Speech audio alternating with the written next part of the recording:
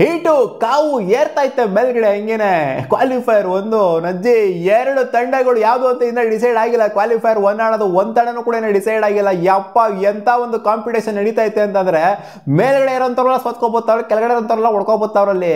GT ಸೋತ್ರು, RCB ಸೋತ್ರು, Punjab ಸೋತ್ರು, top 3 3 ಟೀಮ್ಗಳು ಕೂಡ ಸೋತಿದ್ದಾರೆ. ಇನ್ನ qualifier 1 ಯಾರು ಆಡ್ತಾರೆ ಅಂತ ಗೊತ್ತಾಗಿಲ್ಲ, ಕ್ಲಾರಿಟಿ ಸಿಕ್ಕಿಲ್ಲ. ಸೊ ಇವತ್ತು RCB ಫ್ಯಾನ್ಸ್ಗಳು ಎಲ್ಲ ಹಾಕೊಂಡು ಏನು ಹಾಕೊಂಡು ಹೋಮ ಮಾಡಿದ್ರು ಗೊತ್ತಿಲ್ಲ ನಜ್ಜಿ. ಇವತ್ತು ಸೋಲಿ ಪಂಜಾಬ್ ಕಿಂಗ್ಸ್ ಅಂತ ಸೋತೋಗ್ಬಿಟ್ರು. ಕಾನ್ಫಿಡೆನ್ಸ್ ಪಂಜಾಬ್ ಕಿಂಗ್ಸ್ ಹೆವಿ ಆಗಿತ್ತು. 200+ ಹೊಡಿತಾ ಇದ್ದಂಗೆ. ಯಾಕಂದ್ರೆ ಡೆಲ್ಲಿ ಕ್ಯಾಪಿಟಲ್ಸು 22 ಇನ್ಸ್ಟಿಂಗ್ಸ್ ಅಲ್ಲಿ 200+ ಚೇಸ್ ಮಾಡೋದಕ್ಕೆ ಅಂತ ಹೋಗಿದ್ದಾರೆ. IPL ಹಿಸ್ಟ್ರಿ ತೆಗೆದು ನೋಡ್ತು ಅಂದರೆ 22 ಸಲದಲ್ಲಿ 20 ಸಲ ಸೋತೋಗ್ಬಿಟ್ಟಿದ್ದಾರೆ. 2 ಸಲ ಮಾತ್ರ ಗೆದ್ದಿರುವಂಥದ್ದು. ಇದು ಇವಾಗ 3ನೇ ಸಲ ಆಗಿದೆ. ಸೊ 20 ಸಲ ಸೋತಿರುವಂಥವ್ರು ಇವರೆಲ್ಲ ಗೆದ್ಬಿಡ್ತಾರೆ 200+ ಟಾರ್ಗೆಟ್ನ ಚೇಸ್ ಮಾಡ್ಬೇಕಾರೆ ಅನ್ನೋ ಥರ ಇತ್ತು ಬ್ಯಾಕ್ ಎಂಡಲ್ಲಿ. ಬಟ್ ಶ್ರೇಯಸ್ ಅಯ್ಯರ್ ಮುಖ ನೋಡ್ತವ್ರೆ ಲಾಸ್ಟಲ್ಲಿ ಇನ್ನೂ ಸ್ವಲ್ಪ ರನ್ ಬೇಕಿತ್ತಾಗುರೋ ಅನ್ನೋ ಥರ ಇತ್ತು. ಇನ್ನೂ ಹೊಡಿಬೇಕಾಗಿತ್ತಾಗುರು ನಾವು ಅನ್ನೋ ಥರನೇ ಇತ್ತು. ಸೊ ಆ್ಯಕ್ಚುಲಿ ಚೆನ್ನಾಗಿ ಆಡಿದ್ರು ಪಂಜಾಬ್ ಕಿಂಗ್ಸ್ ಅವರು ಬ್ಯಾಟಿಂಗ್ನ ಸಖತ್ತಾಗೇ ಆಡಿದ್ರು. ಬಟ್ ಡಿಫೆಂಡ್ ಮಾಡ್ಕೊಳಕ್ಕೆ ಆಗಲಿಲ್ಲ ಅಷ್ಟೇ ಅವ್ರ ಕೈಯಲ್ಲಿ ಕೊಟ್ಟಂಥ ಟಾರ್ಗೆಟ್ನ. ಏನು ಗುರು ಬ್ಯಾಟಿಂಗ್ ಆಡಿದ್ರು ಸಮೀರ್ ರಿಜ್ವಿ. ಈ ಕಡೆ ಕರುಣ್ ನಾಯರ್ ಮಸ್ತಾಗಿ ಆಡಿದ್ರು. ಬಟ್ ಕನ್ವರ್ಟ್ ಮಾಡಿರೋದನ್ನ ಫಿನಿಶ್ ಮಾಡ್ಕೊಂಡು ಕೊಟ್ಟಿದ್ದು ಸಮೀರ್ ರಿಜ್ವಿ. ಯಾವತ್ತೂ ಕೂಡ ಈ ಥರ ಪರ್ಫಾರ್ಮ್ ಮಾಡಲಿಲ್ಲ ಸಮೀರ್ ರಿಜ್ವಿ ಅವರು. 2 ವರ್ಷದಿಂದ ಆಡಿದ್ದಾರೆ IPLನ. ಬಟ್ ಈ ಥರ ಒಂದು ಪರ್ಫಾರ್ಮೆನ್ಸ್ನ, ಮ್ಯಾಚ್ ವಿನಿಂಗ್ ಪರ್ಫಾರ್ಮೆನ್ಸ್ನ ಇವತ್ತಿನೇ ಕೊಟ್ಟಿರೋದು. ಜೊತೆಗೆ ಮೇಡ್ ಇನ್ 15 ಕೂಡ ಮಾಡಿದ್ದಾರೆ. ಸೊ ಇವತ್ತಿನ ಮ್ಯಾಚ್ ಕಂಪ್ಲೀಟ್ ಕ್ರೆಡಿಟ್ ಹೋಗುತ್ತೆ ಸಮೀರ್ ರಿಜ್ವಿಗೆ. ಯಾಕಂತಂದರೆ ಆ ಒಂದು ಟೈಮಲ್ಲಿ ಅಗ್ರೆಸಿವ್ ಬ್ಯಾಟಿಂಗ್ನ ಅಗತ್ಯತೆ ಇತ್ತು, ಅದನ್ನು ಮಾಡಿ ತೋರಿಸಿರೋದು ಸಮೀರ್ ರಿಜ್ವಿ. 22 ಬಾಲ್ಗೆ ಬಂತು ಗುರು 50 ಅವರಿಗೆ. ಫುಲ್ ಟಾಲ್ ತಗೊಬಿಟ್ರು ಹಂಗೇನೆ. ನಾವು ನಜ್ಜಿ ಹಾಕೊಂಡು ರುಬಾಡ್ಬಿಟ್ರು ಪಂಜಾಬ್ ಕಿಂಗ್ಸ್ನ ಬೌಲರ್ಸ್ಗಳಿಗೆ. ಯಾವ ಬೌಲರ್ ಎಕ್ಸ್ಪೀರಿಯನ್ಸ್ ಇರೋವಂಥವ್ರಾದ ಸರಿ ಯಾರು ಬರ್ತೀರಾ ಬರ್ರಿ ಗುರು ಬರ್ರಿ ಹಾಕೊಂಡು ರುಬ್ತೀವಿ ಅಂತ 16 ಓವರ್ ಕಳೀತಾ ಇದ್ದಂಗೆ ಹಾಕೊಂಡು ಗುಮ್ಮ ಹಾಕ್ಬಿಟ್ರು ಹಂಗೇನೆ ನಾವು ನಜ್ಜಿ. ಆ್ಯಕ್ಚುಲಿ ನೋಡಿ ಹೆಂಗಾಗಿದೆ ಸೀನ್ ಅಂತ. ಪಾಯಿಂಟ್ಸ್ ಟೇಬಲ್ ನಾಳೆ ಪಾಯಿಂಟ್ಸ್ ಟೇಬಲ್ ಬಗ್ಗೆ ಮಾತಾಡೋಣ. ಬಟ್ ಒಂಥರ ರೇಸ್ ನೋಡಿ ಹೆಂಗಿದೆ ಅಂತ. ಮೇಲ್ಗಡೆ ಇರೋಂಥವ್ರು ಕಿತ್ತಾಡ್ತಾ ಇದ್ದಾರೆ. ಮೇಲ್ಗಡೆ ಇರೋಂಥ 4 ತಂಡಗಳು ಕೂಡ ಕಿತ್ತಾಡ್ತಾರೆ ಕ್ವಾಲಿಫೈರ್ 1 ಆಡೋದಕ್ಕೆ. 4 ತಂಡಗಳು ಕೂಡ ಚಾನ್ಸ್ ಇದೆ, ಇನ್ನೂ ಚಾನ್ಸ್ ಇದೆ 4 ತಂಡಗಳಿಗೂ ಕ್ವಾಲಿಫೈರ್ 2 ಆಡೋದು 1 ಆಡೋದು.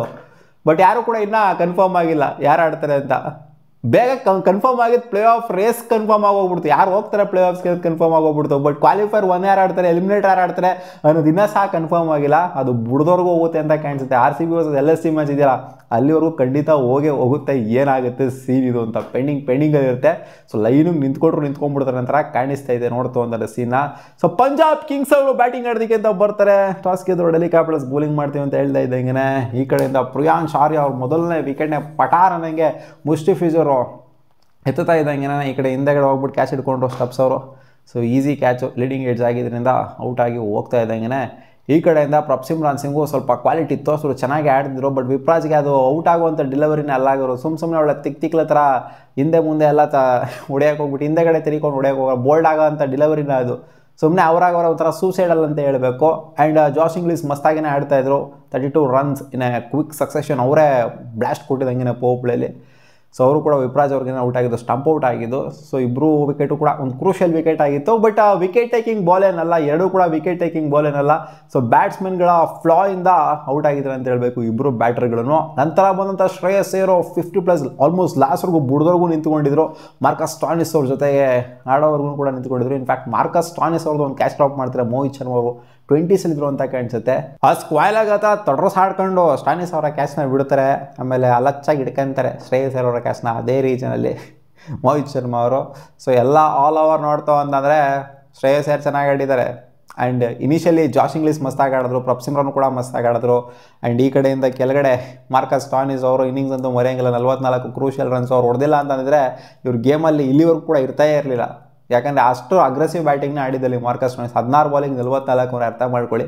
ಆ ಒಂದು ಟೈಮಲ್ಲಿ ಅಷ್ಟು ರನ್ಗಳ ಅಗತ್ಯತೆ ಖಂಡಿತ ಇತ್ತು ಇವರಿಗೆ. ಇಲ್ಲ ಅಂತಂದರೆ ಇನ್ನೂ ಬೇಗನೆ ಡೆಲ್ಲಿ ಕ್ಯಾಪಿಟಲ್ಸ್ ಹೊಡೆದು ಮುಗಿಸಿರೋ ಒಂಥರ ಕಾಣಿಸ್ತಾ ಇದೆ ಸೀನ್ ನೋಡ್ತು ಅಂತಂದರೆ. ಸೊ ಇದನ್ನ ಚೇಸ್ ಮಾಡೋದಕ್ಕೆ ಅಂತ ಬಂದಂಥ ಡೆಲ್ಲಿ ಕ್ಯಾಪಿಟಲ್ಸ್ ಏನು ಭಯಂಕರ ಓಪನಿಂಗ್ ಪಾರ್ಟ್ನರ್ಶಿಪ್ ಸಖತ್ತಾಗೇನೋ ಬಂತು. ಫ್ಯಾಫ್ ಡು ಪ್ಲೆಸಿಸ್ ಜೊತೆಗೆ ನಮ್ಮ KL ರಾಹುಲ್ ಒಳ್ಳೆ ಬ್ಲಾಸ್ಟ್ನ ಕೊಡ್ತಾರೆ. KL ರಾಹುಲ್ ಒಳ್ಳೆ ಸಖತ್ ಸೌಂಡಲ್ಲಿ ಕಾಣಿಸ್ತಾ ಇರ್ತಾರೆ. ಬಟ್ ಅನ್ಫಾರ್ಚುನೇಟ್ಲಿ ಏನು ಕನ್ನಡ ಇಂಗ್ಲೀಷ್ ಅಲ್ಲೂ ಮಿಕ್ಸ್ ಮಾಡ್ಕೊಂಡು ಮಾತಾಡ್ತಿದ್ದು. ಅನ್ಫಾರ್ಚುನೇಟ್ಲಿ ಮಿಡ್ ಆಫ್ ರೀಜನಲ್ಲಿ ಮಿಡ್ ಆಫ್ ತಲೆ ಮೇಲೆ ಹೊಡೆಯೋಕ್ಕೆ ಅಂತ ಹೋಗ್ತಾರೆ.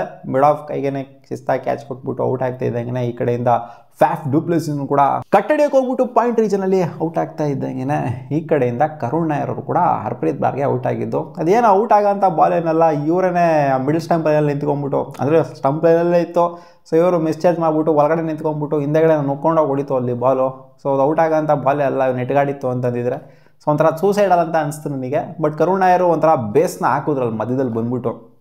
ಹೌದು, KL ರಾಹುಲ್ ಮತ್ತು ಫ್ಯಾಫ್ ಡುಪ್ಲೆಸಿಸ್ ಮಸ್ತಾಗೇನೆ ಆಡಿದ್ರು. ಅದಾದ್ಮೇಲೆ ಬಂದ್ಬಿಟ್ಟು ಬೇಸ್ ಹಾಕಬೇಕಾಗಿತ್ತು, ಅಲ್ಲಿ ಇನ್ನೊಂದು ಫೌಂಡೇಶನ್ ಹಾಕಬೇಕಾಗಿತ್ತು, ಫೌಂಡೇಶನ್ ಮೇಲೆ ನಿಲ್ಲಿಸಬೇಕಾಯಿತು ಗೋಡೆನ. ಅದನ್ನು ಕಟ್ಟಿದ್ದು ಕರುಣ್ ನಾಯರು, ಫಿನಿಶ್ ಮಾಡ್ಕೊಂಡು ಕೊಟ್ಟಿದ್ದು ಸಮೀರ್ ರಿಜ್ವಿ ಜೊತೆಗೆ ಸ್ಟಪ್ಸು. ಅಲ್ಲಿ ಮಧ್ಯದಲ್ಲಿ ಅಟಲ್ ಅವ್ರು ಬರ್ತಾರೆ, ಅವರು 20+ ಕಾಂಟ್ರಿಬ್ಯೂಟ್ ಮಾಡಿದರೆ, ಅವ್ರದ್ದೊಂದು ಕ್ಯಾಚ್ ಬೇರೆ ಡ್ರಾಪ್ ಮಾಡ್ತಾರೆ. ಅದಾದಮೇಲೆ ಏನು ಅಂಥ ಹೆವಿ ಸೌಂಡ್ ಏನು ಮಾಡೋಕ್ಕಾಗಿಲ್ಲ, ಅವರು ಪಟ್ಟನಾಗಿ ಔಟ್ ಆಗ್ತಾರೆ. ಬಟ್ ಸಮೀರ್ ರಿಜ್ವಿಗೆ ಅವರು ಹೀರೋ ಆಫ್ ದ ಮ್ಯಾಚ್ ಯಾರು ಅಂದರೆ ಸಮೀರ್ ರಿಜ್ವಿ. ಏನು ಕೊಟ್ಟಿದ್ದು ಅವನ ಅಜ್ಜಿ. ಹರ್ಷ್ದೀಪ್ ಸಿಂಗ್ನೂ ಬಿಡಲಿಲ್ಲ ಅಲ್ಲ ಅವನ ಅಜ್ಜಿ. 19ನೇ ಓವರು ಹರ್ಷ್ದೀಪ್ ಸಿಂಗ್ 14 ರನ್ ಉಳಿಸ್ಕೊಂಡ್ರು. ಅಲ್ಲಿ ನೋಡಿ ಗೇಮ್ನ ಪುಲ್ ಬ್ಯಾಕ್ ಮಾಡಬೇಕಾಗಿತ್ತು ಇವರು. 19ನೇ ಓವರ್ 14 ರನ್ ಬಂದಿದ್ದರಿಂದನೇ ಮ್ಯಾಚ್ನ ಹೊಗೆ ಹಾಕಿಸ್ಕೊಂಡಿರೋದು ಪಂಜಾಬ್ ಕಿಂಗ್ಸು. ಏನು ಗುರು ಅದೊಂದು ಸ್ಯಾಡಾಗಿ ಹೇಳ್ತೆ, ಖುಷಿಯಾಗಿ ಹೇಳೋರು. ಹೌದು, ನಾಯಿಗೆ ಹೊಡ್ಸ್ಕೊಂಡ್ರಲ್ಲ, 14 ರನ್ ಹೊಡ್ಸ್ಕೊಂಡ್ರು Harshdeep Singh. Sameer Rizvi hero of the match. ನಾಯಿಗೆ ಹೊಡೆದ್ಬಿಟ್ಟು ಫಿನಿಶಿಂಗ್ ಟಚ್ನ ಬೇರೆ 6 ಹೊಡ್ಬಿಟ್ಟು ಫಿನಿಶಿಂಗ್ ಟಚ್ನ ಬೇರೆ ಕೊಟ್ಟರು ಅಲ್ಲಿ. ಸ್ಟಪ್ಸ್ ಅವರ ಒಂದು ರೋಲು ಕೂಡ ಇಲ್ಲಿ ಮುಖ್ಯ ಆಗುತ್ತೆ, ನಿಂತ್ಕೊಬೇಕಾಗಿತ್ತಲ್ಲ ಒಂದು ಎಂಡಲ್ಲಿ. ಸಮೀರ್ ರಿಜ್ವಿ ಅಲಚ್ಚಾಗಿ ಆಡಬೇಕಂದ್ರೆ ಸ್ಟಪ್ಸು ಕೂಡ ನಿಂತ್ಕೋಬೇಕಾಗಿತ್ತಲ್ಲಿ. ಅವರ ಔಟ್ ಆಗಿ ಪಟ ಪಟ ಪಟ ನಂಗೆ ಉದ್ರಕೊಂಡು ಹೋಗಿದ್ರು ಅಂತಂದರೆ ಅಲ್ಲೂ ಕೂಡ ಅವ್ರಿಗೆ ಪ್ರೆಷರ್ ಇನ್ನೂ ಆ್ಯಡ್ ಆನ್ ಆಗಿರೋವಂಥದ್ದು. ಸೊ ಓಕೆ, ಇವತ್ತು ಡೆಲ್ಲಿ ಕ್ಯಾಪಿಟಲ್ಸ್ ಅವರು ಗೆದ್ದಿದ್ದಾರೆ. ಅವರ ಸೀಸನ್ನ ಅವರು ಗೆಲುವಿನ ಮೂಲಕ ಎಂಡ್ ಮಾಡಿದ್ದಾರೆ. ಜೊತೆಗೆ RCBಗೆ ಒಂದು ಪಾಸಿಟಿವಿಟಿನ ಕೊಟ್ಟಿದ್ದಾರೆ. ನೋಡೋಣ ಅದೇನಾಗುತ್ತೆ ಅಂತ. ಪಾಯಿಂಟ್ಸ್ ಟೇಬಲ್ ಬಗ್ಗೆ ನಾಳೆ ಮಾತಾಡೋಣ. ಮತ್ತೆ ಸಿಗೋಣ ಮುಂದಿನ ವಿಡಿಯೋದಲ್ಲಿ ಗಾಯ್ಸ್. ಬಾಯ್.